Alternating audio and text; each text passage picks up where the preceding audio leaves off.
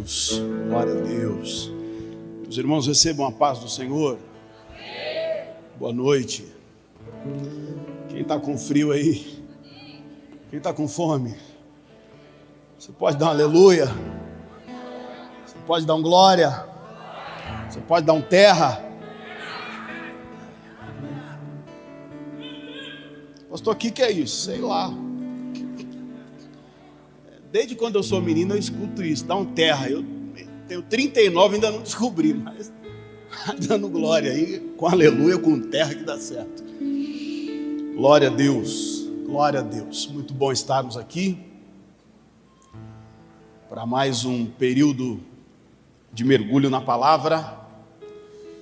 E como de costume, certamente sairemos daqui muito alimentados.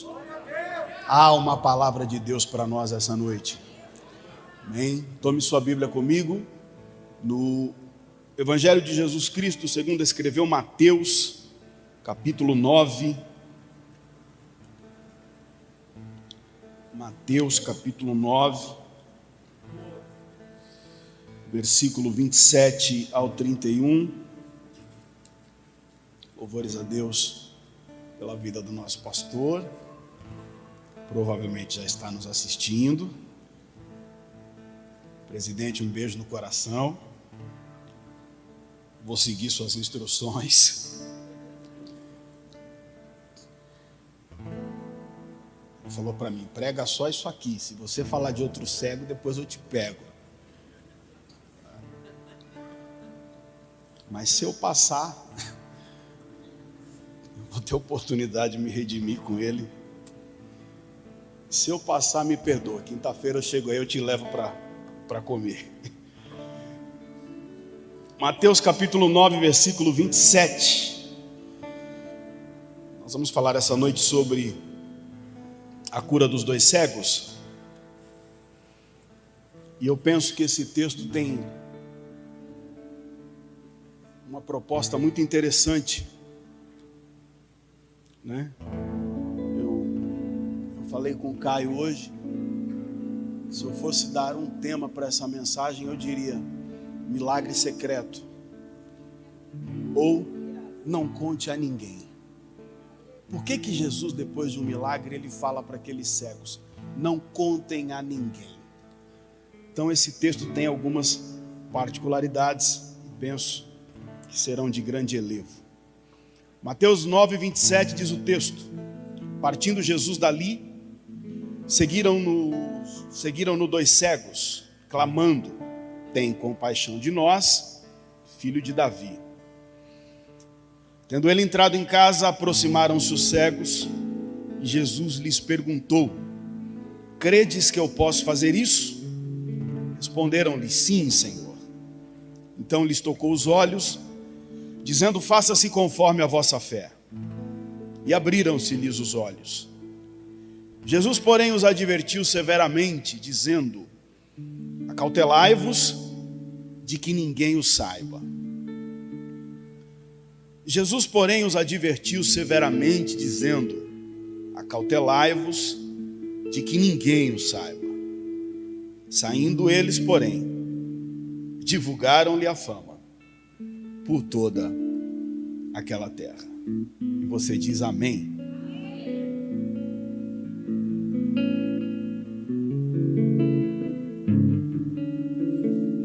Todo o capítulo 9 de Mateus, ele é construído na cidade de Cafarnaum. E esse texto,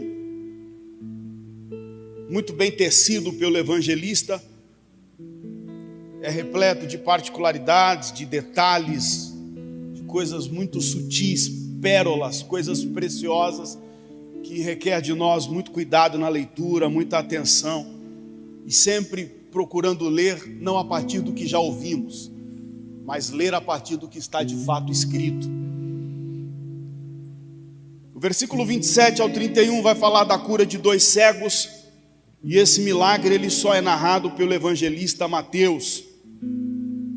E a primeira questão aqui é a condição desses homens. São dois cegos, estão em Cafarnaum, na narrativa de Mateus.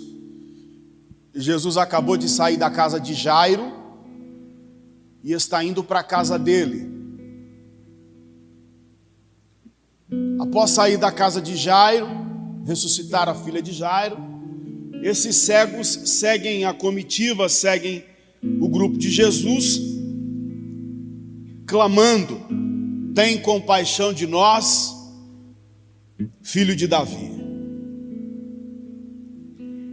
A primeira expressão que merece um olhar muito cuidadoso é clamando. Diga comigo, clamando. A exegese dessa palavra tem algumas riquezas, porque esse clamando aqui no grego é krasô. Fala um grego hoje, fala aí, krasô. Tu tá chique demais, hein? Krasô. Essa expressão aparece 4 vezes no Novo Testamento. A primeira delas é em Marcos, capítulo 5, versículo 4, falando sobre o endemoniado gadareno ou gerazeno, que de dia e de noite ele era visto clamando nos sepulcros. Clamando, é a mesma expressão no grego, é krasô, porque uma dessas definições é clamor de um desesperado, clamor de um desorientado, palavras desesperadas, palavras sem sentido, palavras que não têm coerência, não têm coesão. Quando o endemoniado gerazeno sai clamando, ali é krasô no texto original, são palavras sem sentido, palavras de desespero. A segunda vez que aparece esse texto é em Mateus capítulo 21, versículo 15, e esse merece a nossa leitura. Corre lá para Mateus 21 e 15.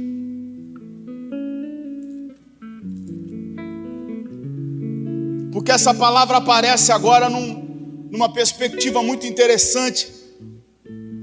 Mateus 21 e 15. Mas vendo os principais sacerdotes e escribas as maravilhas que Jesus fazia, e os meninos clamando: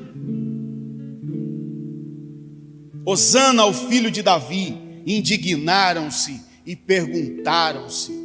A segunda vez que essa expressão é vista no Novo Testamento é na boca de crianças.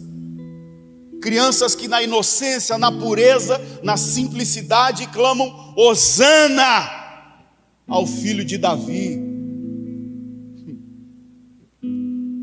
A terceira vez que essa expressão aparece é na boca do próprio Cristo. Em Marcos capítulo 15 e o versículo 37, Jesus na cruz, com os braços abertos,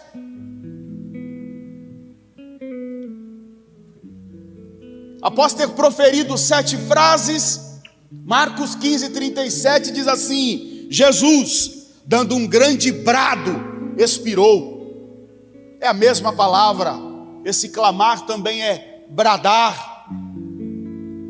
É curioso que o último relato da vida de Jesus é krasô, é um brado antes de morrer.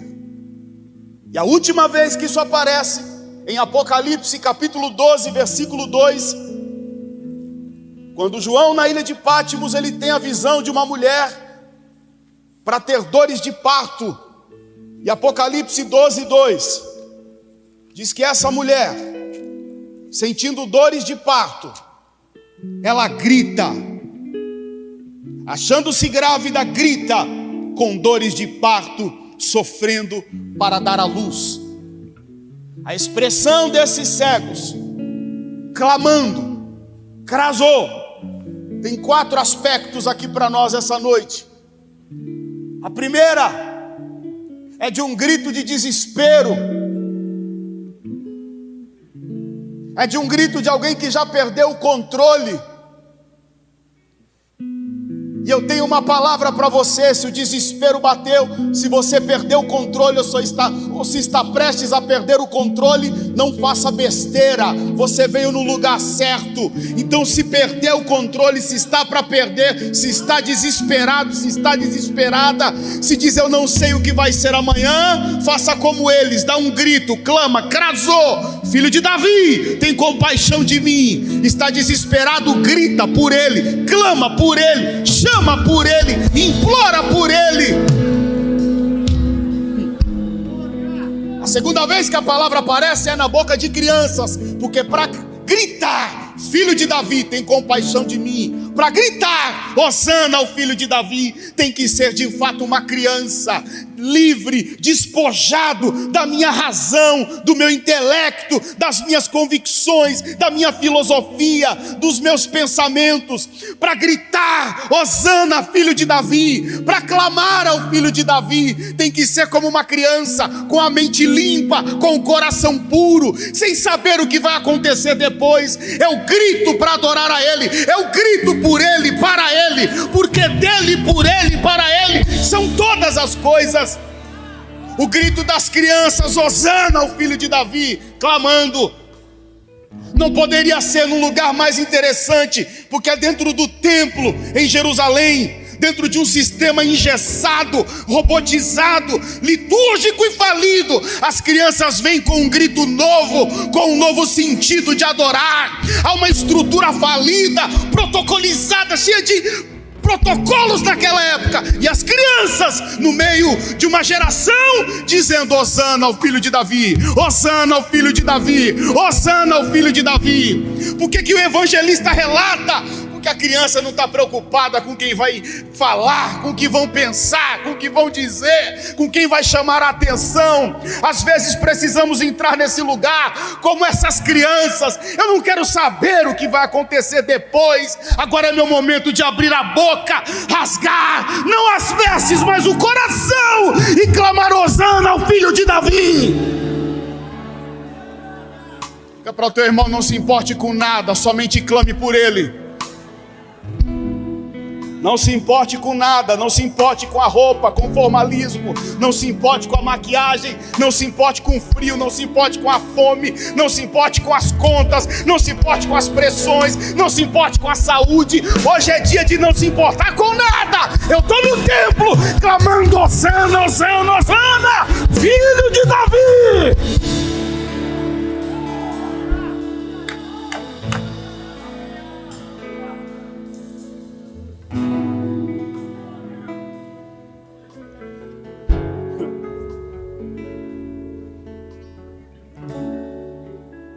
Os principais sacerdotes e escribas indignaram-se, porque o teu clamor ele tem dois efeitos: ele mexe o céu e causa indignação na terra.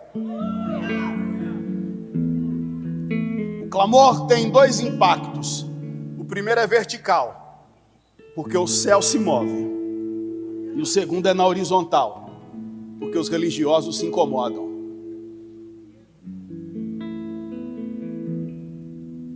Mas ao mesmo tempo que dentro daquele templo há uma expressão de indignação, Jesus se levanta.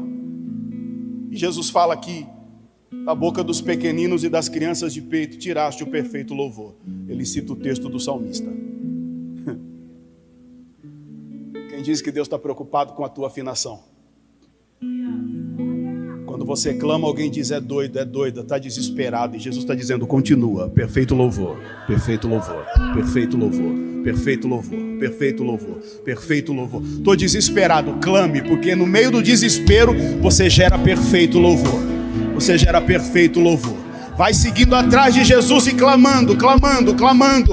É interessante isso aqui, por um grito que pode ser visto de desespero, de dor, por um grito inocente, ou por um grito de uma grávida que está para dar à luz com dores de parto, porque às vezes você sente contrações, dores agudas como de parto, e é nessa hora de dores agudas, de contrações, que você não deve se calar. Clama, clama, clama!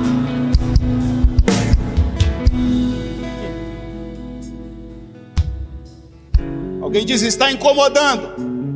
E Jesus está dizendo, perfeito louvor. Alguém diz, para com isso. E Jesus está dizendo, perfeito louvor. Alguém diz, o protocolo não permite. Jesus está dizendo, perfeito louvor. Mas aqui não tem esse costume. Perfeito louvor. Perfeito louvor. Porque no final das contas, na última linha, não importa o que vão avaliar, Como vão avaliar a tua expressão, a tua lágrima, a tua devoção ou o teu culto? Na última linha, quem fecha a conta é Jesus, dizendo: para mim, eu recebo perfeito louvor. Então para de se preocupar com quem está do lado, porque quem avalia o culto é Jesus. E enquanto você clama, Ele diz: perfeito louvor. Quem veio clamar essa noite, eu vou dar 1 minuto para você abrir essa boca e clamar. Clame, clame, clame, clame. É noite de clamor na cidade Maf. É noite de clamor na zona norte de São Paulo. É noite de clamor e perfeito louvor ao Deus de Israel. Mais alto, mais alto.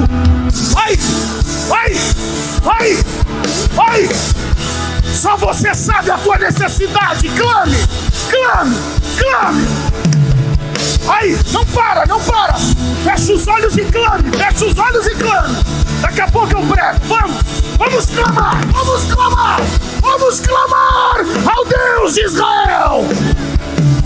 Aleluia, aleluia, aleluia. Clamando, clamando, clamando, clamando, clamando, clamando, clamando. A gente vence o cansaço, a gente vence os medos, a gente vence os protocolos, a gente vence a tradição, a gente vence o costume, e uma palavra virá do céu: perfeito louvor, perfeito louvor. Olha, aleluia, aleluia, aleluia. Aleluia ao Deus de Israel.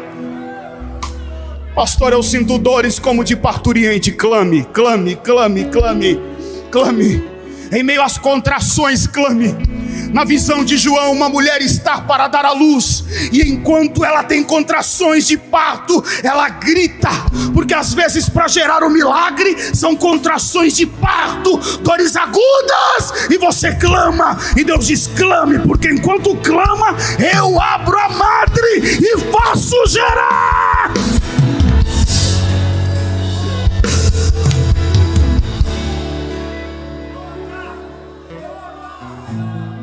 Aleluia, aleluia. Levante suas mãos para o céu o mais alto que você puder. Oh, presença de Deus nessa casa.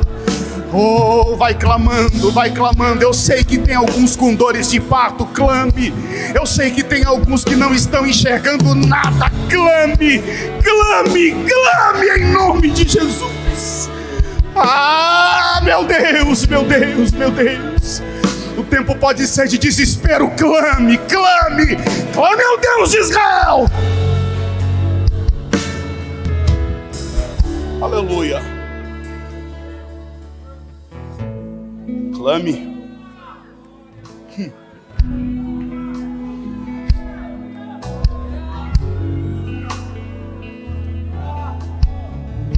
Porque se eu olhar para as expressões horizontais que permeiam o meu ambiente de culto, às vezes eu me desanimo.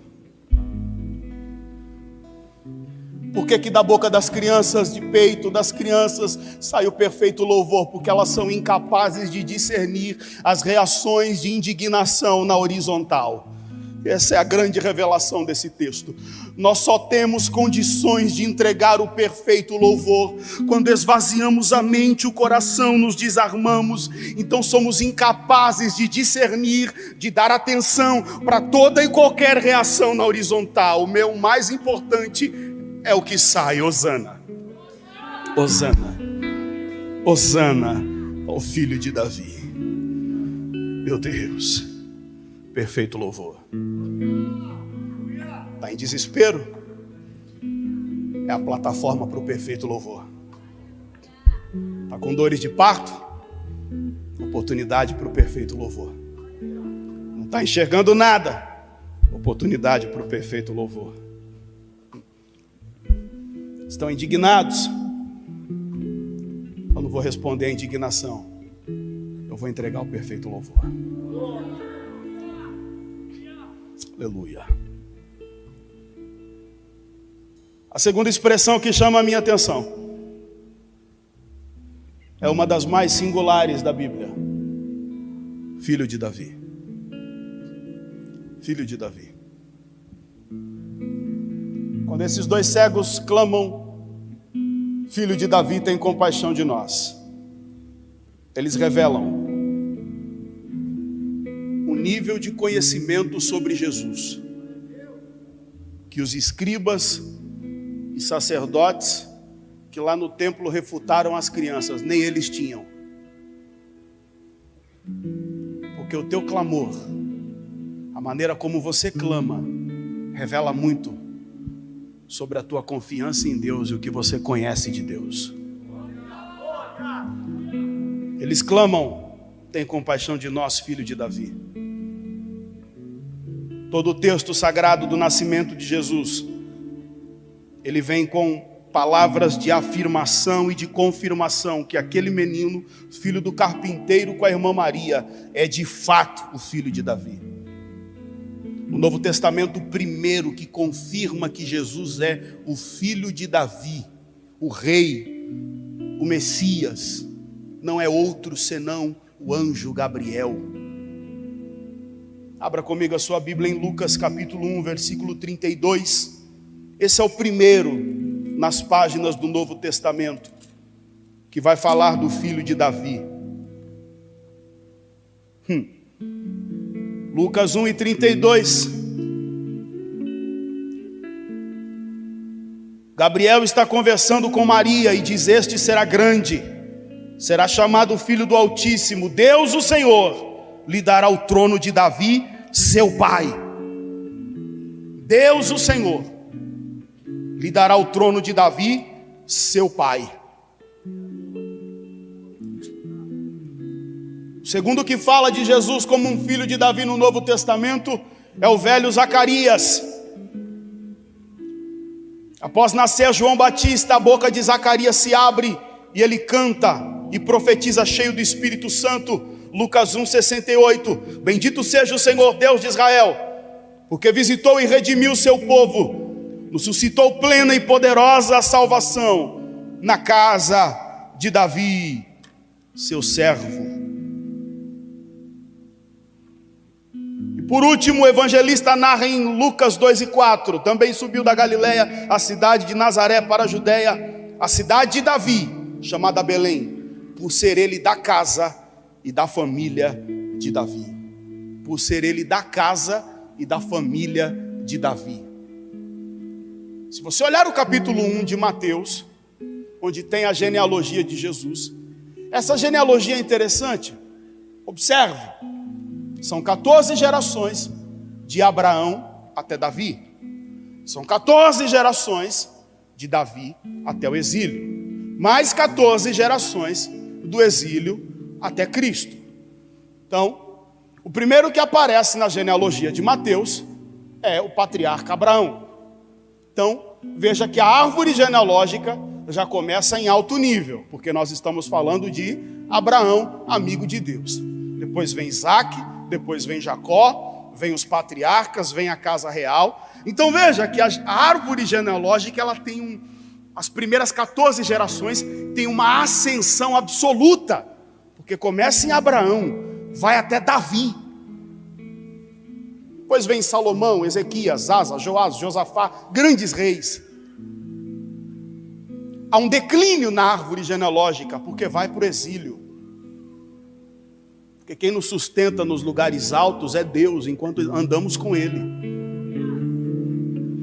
Nome de família, tradição, história não sustenta ninguém nos lugares altos. O que nos sustenta nos lugares altos é Deus.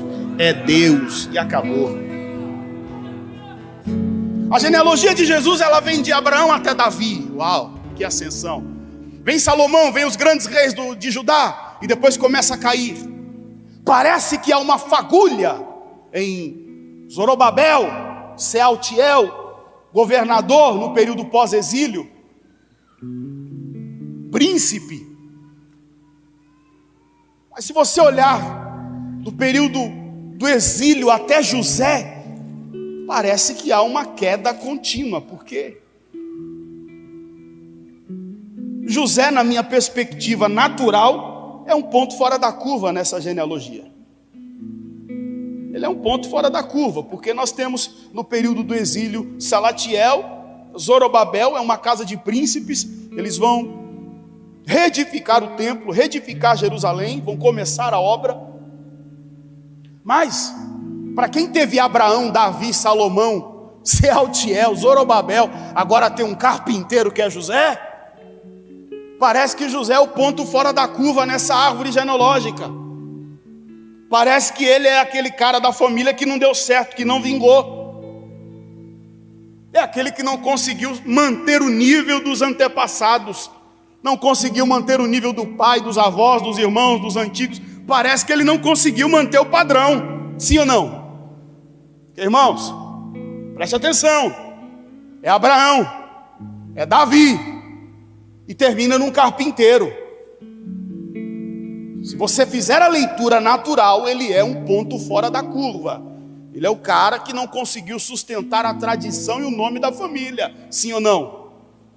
Só que essa é a leitura natural. Mas de fato o que prevalece em nossas vidas não é a leitura natural. É o que o céu diz a teu respeito. Porque se alguém estudar essa árvore genealógica, vai falar, é um carpinteiro para uma família que teve Abraão, Davi, Salomão. Esse cara não deu certo, sim ou não? Pois é. Se Jesus não entrasse na história, você poderia dizer isso. Mas só que na verdade, o carpinteiro, ele é aquele que vai cuidar da glória que os ancestrais esperaram. O carpinteiro vai cuidar do cordeiro que Abraão viu no Moriá, do Messias que Davi profetizou, da glória que Salomão sentiu e pediu para entrar no templo. O carpinteiro vai cuidar da arca que Zorobabel não viu, que Sealtiel não viu. A arca que uns carregaram nos ombros, ele carregou no colo. Uns carregaram a arca com os querubins e a tampa do propiciatório. Era uma figura da glória. Mas o carpinteiro, o ponto fora da curva, aquele que parece que não vingou, ele vai ter o privilégio que Abraão não teve, Davi não teve, Salomão não teve. Ele vai cuidar da glória dentro de casa.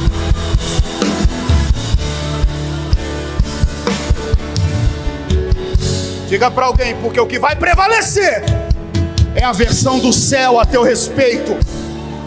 É a versão do céu a teu respeito que vai prevalecer. E alguém pode olhar e dizer, o pai foi grande, o avô foi grande, a família teve patrimônio, ele é o único que não estudou, ele é o único que não prosperou, tudo que o pai ganhou ele perdeu. Mas vem a glória, vem a glória, vem a glória, e a glória muda tudo na tua vida.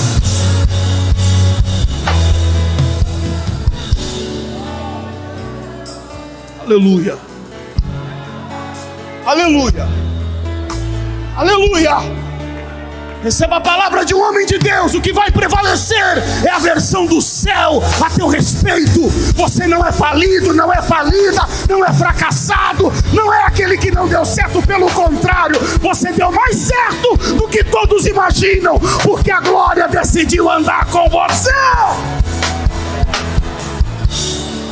Aleluia. Glória!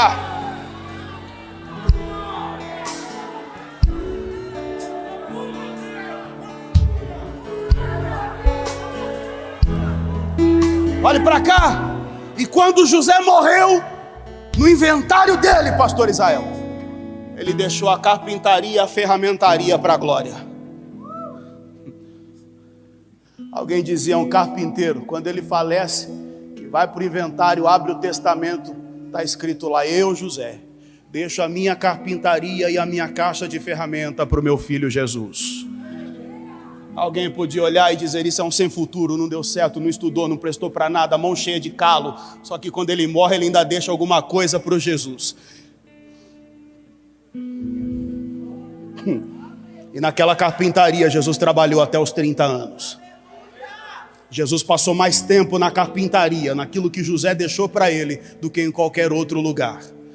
Porque a tua história, quem vai contar a última versão é o céu. Escute a palavra de um homem de Deus, independente de 10, 15, 20 ou 30 anos de sofrimento. Se você se apegar à glória, for fiel à glória, a última história, o último capítulo vai revelar coisas gloriosas a teu respeito. Gloriosas a teu respeito.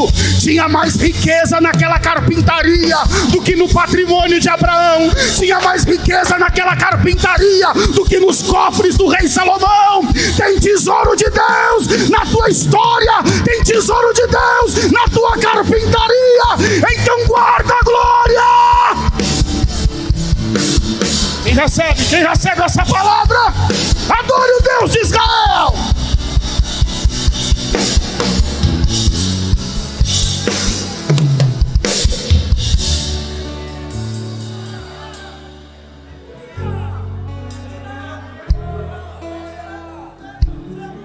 Glória ao Deus de Israel. Glória ao Deus de Israel. Dá mais um glória porque o ambiente está gostoso. Diga glória. Aleluia. Aleluia. Eles seguem dizendo: Jesus, tem compaixão de nós, filho de Davi. Há um terceiro detalhe que merece toda a nossa atenção. Volte os olhos para a Bíblia, versículo 28. Tendo ele entrado em casa, aproximaram-se os cegos. Jesus lhes perguntou: credes que eu posso fazer isso? Responderam-lhe: sim, Senhor. Tendo ele entrado em casa.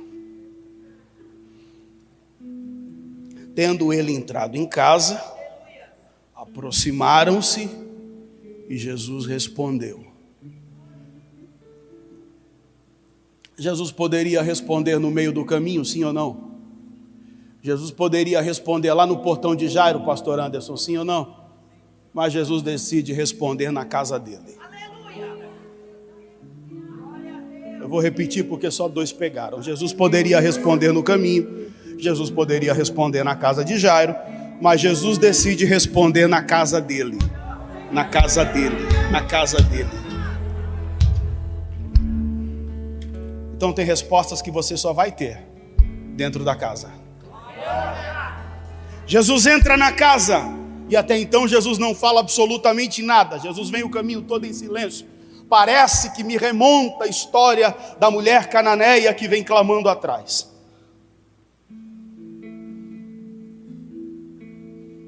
Porque às vezes Jesus nos testa no caminho. Não é que o teu clamor não está chegando, não é que o teu clamor não está gerando um ambiente de milagre, não é que o teu clamor não está tendo efeito, simplesmente ele não quis falar nada. Mas enquanto isso, não feche a tua boca, continue com a boca santa aberta, clamando e gritando. Ele poderia responder no caminho? Sim, mas tem coisas que ele vai responder dentro da casa hoje. Dentro da casa hoje. Recebe essa palavra, é noite de respostas para a tua vida hoje. Quando Jesus entra na casa, há um movimento. Eles se aproximam. Eles se aproximam. O silêncio de Jesus, ele requer de nós uma conduta. Continue clamando e se aproxime um pouco mais. Pastor, ele não me respondeu. Continue clamando e se aproxime um pouco mais. E até quando eu vou clamar? Eu não sei, mas enquanto isso, continue clamando e se aproxime um pouco mais. Jesus entrou na casa. Você já venceu o caminho todo, você já venceu o caminho foi longo. Só você sabe o que você passou no caminho. Olhe para cá, os evangelistas não narram quem guiava, quem ajudou, não narram. Porque tem coisas que ninguém nem sabe como você conseguiu suportar o caminho, e nem você sabe. Talvez se perguntássemos para aqueles cegos, como vocês venceram esse caminho? Nem eles sabem, porque enquanto você clama, o grito sobe, e ainda que não haja resposta de lá para cá, seus passos são impulsionados pelo grito. Vou repetir, enquanto você clama, ainda que não venha resposta de lá para cá, seus passos são impulsionados pelo grito. Eles estão ouvindo ruídos e gritando: filho de Davi, filho de Davi, filho de Davi, filho de Davi, filho de Davi, tem compaixão de nós. Eles não percebem, os passos são impulsionados pelo clamor. O clamor, ele tem o primeiro sinal na tua vida: impulsiona, dá força a teus passos. Eu nunca vi alguém clamar e ficar parado sem força para andar. Você pode ver alguém chorando, angustiado, desesperado, mas se clama, tem força para caminhar. Se clama, tem força para mais um passo. Se clama, tem força para mais um dia. Eles vão clamando e andando, clamando e andando, e o milagre está mais perto. Vai recebendo essa palavra: clame e ande, ande e clame, clame e ande e clame, porque enquanto você clama e anda, você se aproxima do milagre. O caminho do milagre está aberto. Eu sinto o cheiro do milagre, eu sinto a presença do milagre, eu ouço a voz do milagre, eu sinto o ambiente de milagre. Então ande e clame. Aleluia.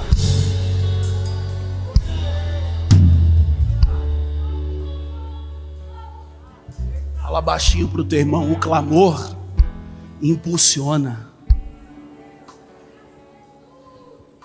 O clamor impulsiona. Eu estou sem força para andar. Entra no teu quarto, clama 5 minutos, dá uns 2 gritos de doido, coloca um louvor e você vai sair com força para dar mais uns passos. Diz que quando eu percebo que minhas forças estão se esvaindo, eu vou lá para o alto do monte, porque lá eu grito e grito.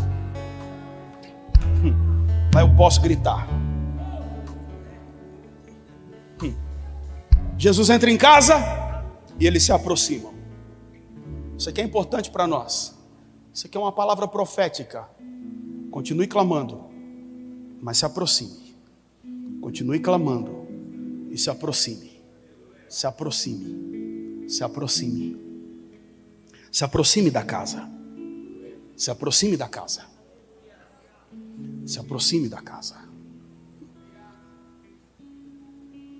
Jesus para eles e diz: credes que eu posso fazer? Eles respondem: sim, Senhor. É uma expressão quase que militar, que reconhecem o senhorio, a autoridade de Jesus. Me impressiona, irmãos, o nível de conhecimento que esses 2 cegos têm, porque falar Jesus, filho de Davi, por mais simples que seja, isso fala do conhecimento e de uma convicção profunda. Porque tem gente que conhece muito, mas não tem convicção de nada. Mas eles têm convicção naquilo que conhecem. Ele é filho de Davi e acabou, e eu creio nisso. Isso fala de uma convicção profunda. Mas embora eles tenham uma convicção profunda e um nível de conhecimento privilegiado, porque eles estão falando de coisas que Gabriel falou a Maria, e a pauta era extremamente controversa pelo sistema religioso da época. Ele é filho de Davi, ele não é. Ele é filho de Davi, ele não é. Porque esperavam um líder político que viesse estabelecer um novo império de Israel terreno. Mas quando eles falam Jesus, filho de Davi, eles estão reconhecendo que o senhorio dele é soberano, é único e é maior do que as expectativas do sistema religioso. Quando eles falam Jesus, filho de Davi, eles estão dizendo também: esse que eu clamo, ele tem uma autoridade única, é usado de forma única, pode fazer coisas que ninguém fez e atua numa dimensão que ninguém atuou. Por quê? Davi foi o único homem no Antigo Testamento que, enquanto ele tocava, ele expulsava demônio. Davi foi o único homem no Antigo Testamento usado na área de libertação, que alguns comentaristas cautelosamente chamam de exorcismo. Eu quero usar um termo mais comum a nós. Davi foi o único homem usado na área da libertação, porque enquanto ele dedilhava a sua harpa, o espírito ruim saía, se afastava de Saul. Enquanto ele dedilhava a sua harpa, a unção de Davi tocava em Saul e ele se sentia bem, porque ele se lembrava daquilo. Ele é agora alguém que não tem mais aquele espírito que Davi tem, mas o contato com aquele ambiente faz bem, porque coloca ele próximo do projeto original, daquilo que Deus o constituiu. Então, quando esses dois cegos estão dizendo, filho de Davi, eles estão dizendo nas entrelinhas, esse que eu clamo, ele é usado de forma única, numa área única, faz coisas que ninguém nunca fez, faz aquilo que ninguém nunca imaginou, aquilo que nunca se viu, ele pode fazer, por isso nós clamamos. Ele é filho de Davi, o Davi do Antigo Testamento dedilhava a sua harpa, e os demônios corriam, os demônios saíam, o ambiente ficava leve, e Saul tinha paz. Eles estão dizendo, esse é maior que Davi, ele é o Messias, ele é o rei, ele é poderoso para fazer, de uma forma única, numa área única, aquilo que ninguém nunca fez na tua vida, ele pode fazer.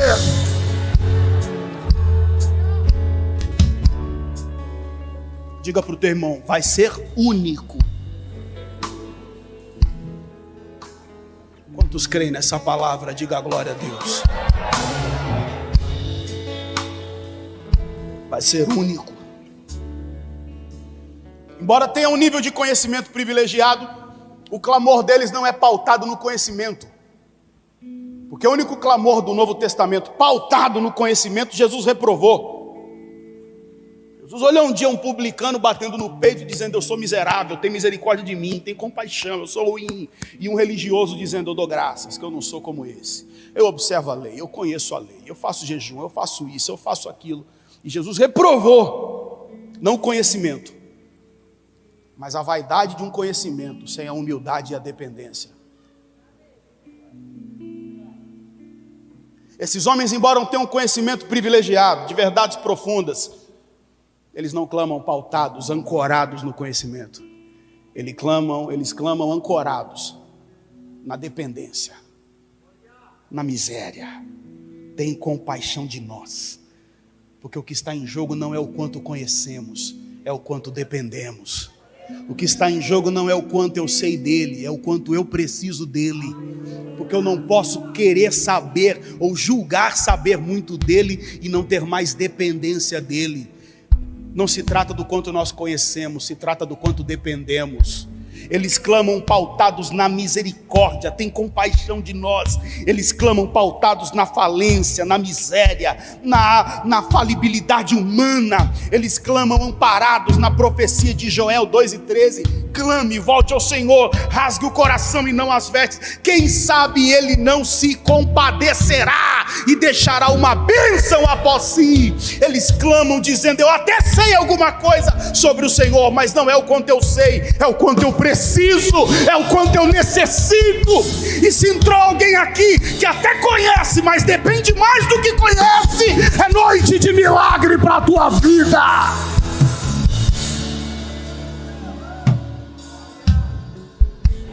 Aleluia, glória a Deus. Jesus diz, vocês creem? Cremos. Cremos. Capítulo 9 de Mateus, ele tem outra preciosidade, porque o evangelista constrói, estrutura o texto, onde 5 milagres são apresentados, todos em Cafarnaum. E os 5 milagres apresentados nesse texto têm algo em comum. É que todos esses exigiram esforços empregados no ambiente da fé. Eu não estou falando de sacrifício religioso. Eu estou falando de outro nível. Exigiram esforços que foram empregados, praticados no ambiente da fé. Porque o ambiente da fé, quem disse que não é um ambiente de esforço? Aliás, Jesus disse, desde os dias dos profetas até hoje, faz-se guerra aos santos, e o reino do céu é tomado à força. E os que muito se esforçam se apoderam dele. São 5 milagres, e todos eles exigiram esforços no ambiente da fé. Quem disse que você não tem que se esforçar? Se você ler Mateus capítulo 9, o primeiro milagre é a cura do paralítico em Cafarnaum. O mesmo de Marcos 2, que que 4 amigos levam o paralítico, a casa está cheia, arrancam o telhado, descem o paralítico, e você conhece o texto. E Jesus, vendo a fé deles, disse: perdoados estão seus pecados. Porque tem coisa que Jesus vai ver a tua fé e vai falar com o teu filho. Tem coisa que Jesus vai ver a tua fé e vai falar com a tua família, vai falar com os de perto, vai falar com os de longe. Mas pode ter uma certeza, é que a voz que ecoar lá é por causa do teu esforço no ambiente da fé. Então não para. O segundo milagre na verdade é o pedido de Jairo, mas entre o pedido de Jairo e Jesus chegar na casa, tem a mulher do fluxo de sangue. E aquela, se tem alguém que se esforçou para receber milagre, no capítulo 9 foi ela. Porque com uma hemorragia, enfraquecida, comprimindo a multidão, ela baixa e toca no lugar estratégico, ela vai lá na orla, ela vai aos pés. Muito esforço. O terceiro milagre é o de Jairo. E esse fez mais esforço ainda, porque foi abdicar do protocolo da sinagoga, da condição de principal da sinagoga, e ir buscar numa fonte que aqueles que o rodeavam refutavam.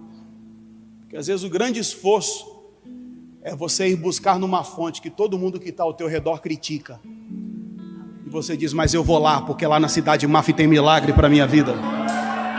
Mas o povo é barulhento, o povo grita muito, não interessa. Eu sei que lá tem milagre para a minha vida. Mas o culto lá acaba tarde, mas eu sei que tem milagre para a minha vida. Mas é longe, é na norte. Você sai daqui da sul, sai da leste, sai da oeste, sai de casa 4 da tarde, volta meia-noite, dorme pouco, levanta cansado no dia seguinte. Não interessa, eu sei que tem milagre para a minha vida.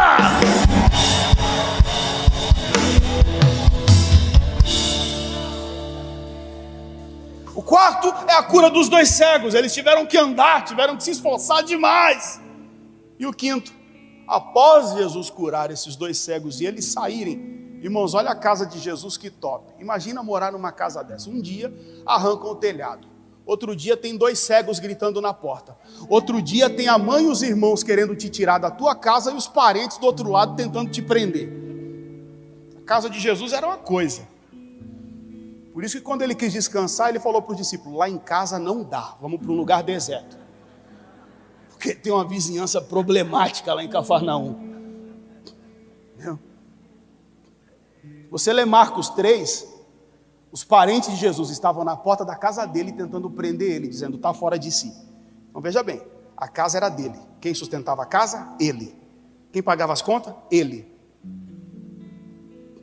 Quem manda na casa? Ele. E os parentes estão do lado de fora querendo prendê-lo. Do outro lado está a mãe e os irmãos incrédulos, que só se converteram depois que Jesus morreu e ressuscitou. E agora acaba de sair 2 cegos. Jesus vem da casa de Jairo. Irmão, o que Jesus quer fazer agora? Descansar, sim ou não? Quando Jesus acha que vai descansar, Anderson, alguém diz: mestre! Mestre! Mestre! Pelo menos esse bateu na porta, não arrancou o telhado. Aí alguém diz: se bateu na porta, não arrancou o telhado, é coisa boa. Quando Jesus abre a porta, algumas pessoas vêm trazendo um mudo endemoniado. Imagine um mudo endemoniado. O que não consegue gritar faz de força e dá chute no povo. Vão trazendo um mudo endemoniado para Jesus. E quem teve que fazer força? O endemoniado? Não, as pessoas que levaram. Porque tem gente, irmão, que nem que seja na marra, põe no carro e traz para o culto.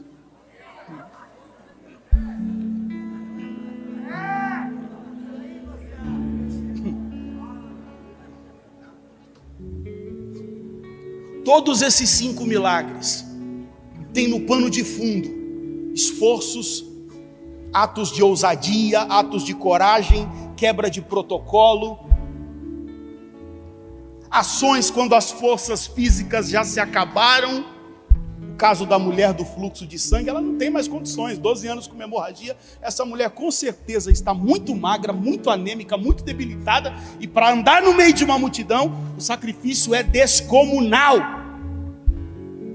Mas se tem perna para andar, então ainda consegue andar até o teu milagre. O de Jairo então nem se fala. Porque ele sai, a menina está doente. Quando volta, está morta. Porque tem alguns esforços no ambiente da fé que vão exigir uma compreensão de nós acima do natural, acima das possibilidades. Existem esforços no ambiente da fé que vão exigir de nós ações, passos, contra laudos, contra sentenças, contra decretos, contra evidências. Dê mais alguns passos de fé contra as próprias evidências. Alguém entrou por essas portas para ouvir uma palavra. Dê mais uns passos de fé contra todas as evidências. Dê mais alguns passos. O ambiente do milagre está preparado para a tua vida. Todos esses 5 milagres em Cafarnaum exigem muito esforço. Cafarnaum é o lugar onde Jesus realizou mais milagres. Ao todo foram 10. Ao todo foram 10. Eu penso que o melhor milagre que Jesus realizou em Cafarnaum, posso te falar qual foi? Quer ouvir? Sim ou não? Foi curar a sogra de Pedro. Foi lá em Cafarnaum. Foi o melhor milagre que Jesus fez. Aliás, deixa eu te falar uma curiosidade. Pedro e André eram dali. Possivelmente Jesus ali, quando se muda para Cafarnaum, observava aqueles homens por vários momentos. Isso me comove, isso me provoca, porque significa que Jesus já está na minha geografia. Antes de te chamar, Ele já estava sondando os seus caminhos, na tua geografia, bem perto de você. Cafarnaum não era muito grande, a coletoria era ali, a coletoria principal da Galileia. Naquela coletoria de Cafarnaum, Jesus chama Mateus, que é Levi, que é o homem que está escrevendo. E eu penso que Mateus escrever o capítulo 9 é tremendo, porque ele é o ponto fora da curva no capítulo. Ele está escrevendo, Anderson, e ele é o ponto fora da curva, porque ele está dizendo no capítulo 9, 5 pessoas, 5 milagres exigiram esforços gigantescos, e eu recebi do Senhor, sentado numa coletoria, sem fazer esforço nenhum.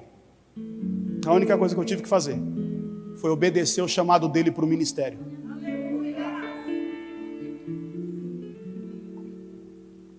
Cafarnaum é o lugar que recebe mais milagres. Mais. São 10 relatos. 10. Inclusive o milagre da moeda na boca do peixe, que eu não posso falar, senão vai dar ruim para mim, também foi ali naquelas águas. Mas curiosamente a última alusão a Cafarnaum é preocupante. Está em Mateus capítulo 11, versículo 23. No último ano do ministério de Jesus, nos últimos 6 meses, ele profere uma palavra de denúncia. Ele diz assim: e você, Cafarnaum, pensa que será elevado até o céu?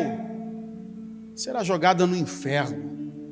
Porque se em Sodoma tivessem operado os milagres que foram feitos em você, ela teria permanecido até o dia de hoje.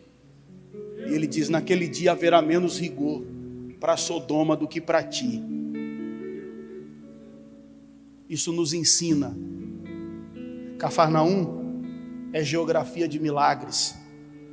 Cafarnaum é um lugar de clamar, é um lugar de experiências, é um lugar onde eu clamo, sou impulsionado. Glória a Deus por isso. O telhado da casa é arrancado, paralítico anda, morto ressuscita. Tudo acontece em Cafarnaum. Se tem uma coisa que não tem em Cafarnaum, é rodízio de milagre, é escassez de milagre. Não tem. Cafarnaum, todo tipo de milagre que as pessoas precisavam, teve. Porque tudo que você precisar do céu, aqui tem. Aqui tem. Vou repetir: tudo que você precisar, aqui tem. Você é o lugar, você está no lugar certo. Essa é a geografia, não de Cafarnaum, mas do Jesus de Cafarnaum. É a mesma geografia. Tudo que você precisar, aqui tem. Mas a grande questão não é o quanto eu recebo, é o quanto eu retenho. Não se trata do quanto eu recebo, não se trata do quanto os meus olhos viram em Cafarnaum, não se trata das experiências, porque Jesus não quer historiador. Jesus quer alguém que anda com ele, do lado dele, que diz: eu não te largo, eu não te solto, custe o que custar, aconteça o que acontecer, rindo, chorando, ganhando, perdendo, tendo tudo, tendo nada, subindo, descendo, na calmaria, no naufrágio, na tempestade, eu não te largo. Jesus não quer historiador, Jesus quer alguém que possa dizer como Paulo: o que nos separará do amor de Cristo? É a altura, é a profundidade, principados, potestades, é o presente ou porvir. Mas eu estou certo que nada nos separará do amor de Deus que está em Cristo Jesus, o nosso Senhor. Cafarnaum viu de tudo, mas no final Jesus denunciou: fiz tanto por você e você não reteve nada, Cafarnaum. Eu caminho para o fim. Tenho duas expressões aqui para você. A primeira, não é o quanto você recebe, é o quanto você retém. Não é o quanto você recebe, é o quanto esses milagres te fazem mais próximo dele. Diga para o teu irmão: não é o quanto você recebe, é o quanto você se aproxima dele. Quem quer milagre aqui, levante sua mão e diga glória a Deus. Agora, quem quer se aproximar um pouco mais dele essa noite? Quem quer de fato e de verdade, abra a sua boca e clame, grite e diga: eu quero mais de ti, eu quero mais de ti, eu quero mais de ti. Diga: Senhor, eu não quero ser como Cafarnaum, que recebeu tudo e não reteve nada, que viveu coisas gloriosas e não reteve nada. Mais do que milagre, me importa ele. Aleluia. E eu termino. Versículo 30. E abriram-se os olhos. Jesus, porém, os advertiu severamente, dizendo: acautelai-vos de que ninguém o saiba. Acautelai-vos de que ninguém o saiba. Saindo eles, porém, divulgaram-lhe a fama por toda aquela terra. Vai ficando de pé que eu vou te contar um segredo aqui, a gente ora.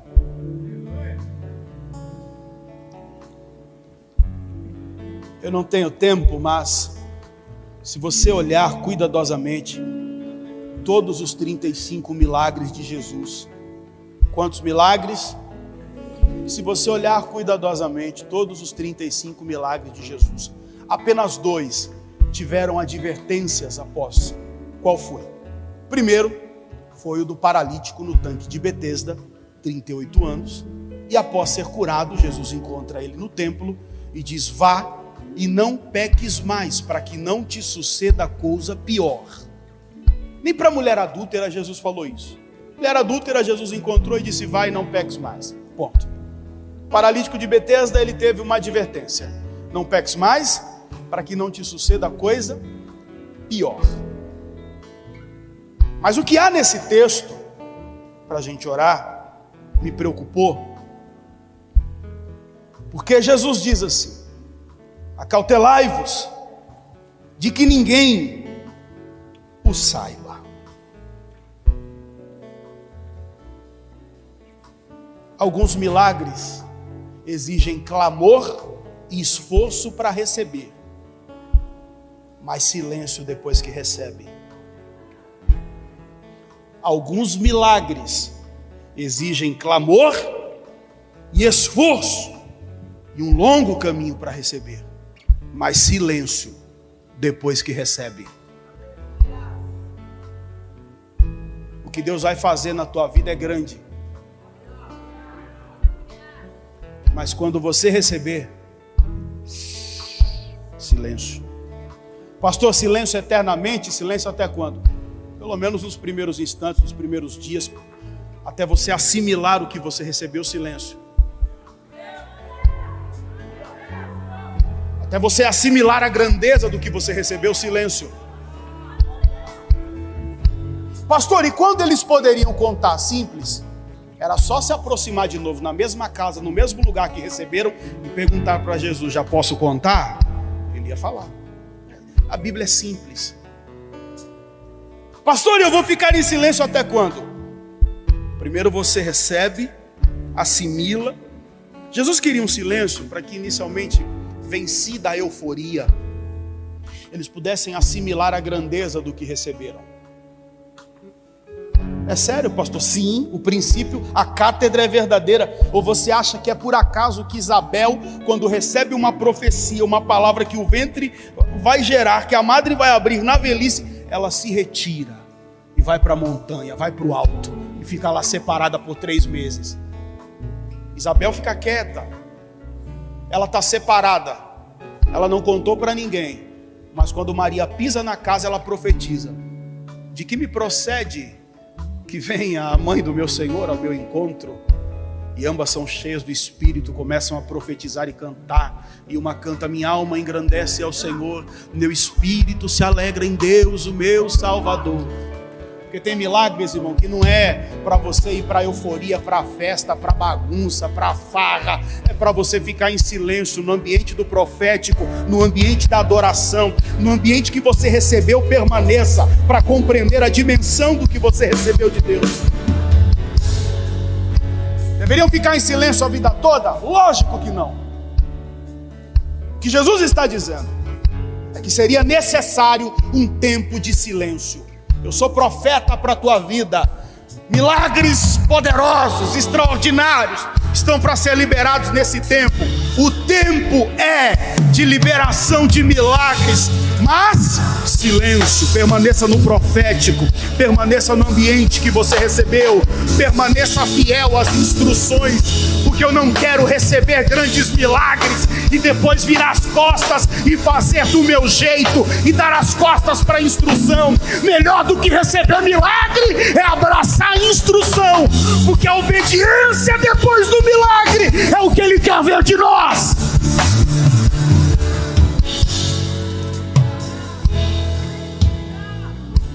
Pastor, mas eu ouvi um dia um pregador dizer que tem a história do segredo, que alguém fala: olha, não conta para ninguém, porque quando a pessoa fala, ouve e não conta, ela quer contar. Irmão, a gente já passou dessa fase, né? Não dá para chover no molhado depois de que a gente já está velho na igreja, né? Não dá. Não, porque Jesus falou, não conta, porque aí mexe com a pessoa, ela quer contar. Jesus precisa disso? Jesus precisa disso? O nome de Jesus correu quando Ele fez o primeiro milagre nas bodas de Caná. Todo mundo já sabia quem Ele era. Se você ler Marcos capítulo 1, depois que Ele começou a expulsar demônio, todo mundo já sabia quem Ele era. O ministério de Jesus é dividido em 3 anos: inauguração ou ascensão, popularidade e oposição. Quando esse milagre acontece, irmão, Jesus já tinha feito muitos. Não precisava que ninguém pregasse, que ninguém falasse. Todo mundo já sabia quem Ele era. Até porque esse milagre aqui, na narrativa de Mateus, Jesus acabou de fazer um paralítico andar, perdoar seus pecados, ressuscitar um morto e curar uma mulher de fluxo de sangue. Quer mais mídia do que essa?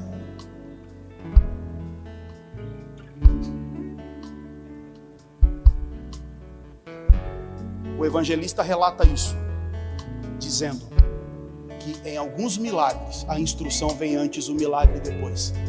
Em alguns milagres, o milagre vem primeiro e a instrução depois.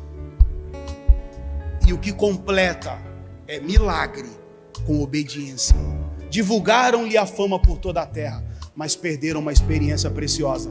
Porque todo aquele que quer falar antes do tempo, quer pregar antes do tempo, quer pregar vazio, quer cantar vazio, quer profetizar sem profecia nenhuma, ele mesmo pede um tempo de experiência na vida com Deus. O tempo era de receber milagre em silêncio e ter experiência. Aliás, pensa. 2 cegos, curados, saindo da casa silenciosamente. Ninguém sabe que eles estão curados. Eles estão andando quietos. No silêncio, eles vão ter uma percepção aguçada de pessoas, do ambiente, de tudo aquilo que está ao redor. Porque o silêncio é um elemento indispensável no exercício do discernimento. Quem fala muito não discerne nada. Repito, o silêncio é um elemento indispensável no exercício do discernimento espiritual. Porque quem fala muito não discerne nada. Mas Paulo disse que o homem espiritual discerne todas as coisas e de ninguém é discernido. Acautelai-vos de que ninguém o saiba. Esse acautelai-vos aqui, embriaomai. Ainda que tenha advertência severa, em alguns outros textos, essa expressão aparece como repreensão, como correção, exortação duríssima, veemente. Então Jesus estava exortando eles: o que eu fiz é precioso, mas respeite um tempo de silêncio. E eu termino com uma palavra profética nesse altar. O que Deus vai fazer na vida de muitos é precioso, mas requer um tempo de silêncio para compreensão e amadurecimento. Então receba o teu milagre em silêncio, receba o teu milagre, viva o teu milagre, mas não conte a ninguém antes da hora. O teu milagre é grande, mas não conte nada a ninguém. Diga para alguém: o teu milagre é grande, mas não conte nada a ninguém antes da hora. Quem recebe essa palavra, aplaude o Deus Todo-Poderoso. Feche os olhos, vamos orar e agradecer a Deus por essa palavra. Feche os olhos, diga: Senhor, eu fui ensinado, porque o meu milagre é grande. Vai orando, diga: Senhor, me ajuda a obedecer a instrução do milagre. Me ajuda, me ajuda, me ajuda, me ajuda. Irmãos, o que Deus está para fazer em nosso meio é grande. O que Deus está para fazer em nosso meio é grande. Eles receberam um grande milagre, mas era um tempo de ver e ficar em silêncio. A visão ampla exige um tempo de silêncio. Jesus estava ensinando: eu vou dar visão, mas eu quero silêncio. Os próximos movimentos seriam visão no silêncio. Eles chegaram na casa clamando e não enxergando nada. Eles voltam para casa enxergando, mas em silêncio. Pega essa: eles chegam na casa clamando, mas não enxergavam nada. Eles voltam para casa enxergando tudo, mas em silêncio. Quem está entendendo essa palavra? Diga glória ao Deus de Israel.